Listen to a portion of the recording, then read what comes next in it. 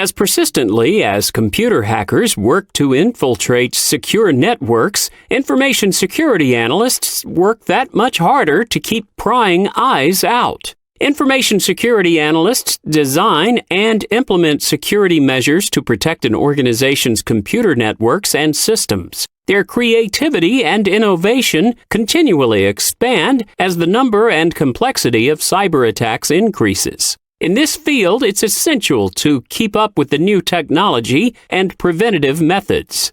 Information security analysts install and operate firewalls, data encryption programs, and other software, monitor their organization for security breaches, and even simulate attacks to look for vulnerabilities in their system.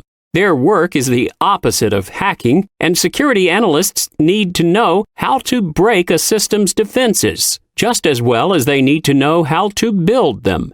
Information security analysts work for computer companies, consulting firms or businesses, and financial companies. Most work standard full-time hours, but may need to be on call in case of an emergency. Information security analysts typically need at least a bachelor's degree in computer science, programming, or a related field, though some employers prefer applicants with a master's of business administration in information systems. As the field of information security quickly evolves, new specialized education and training programs are emerging.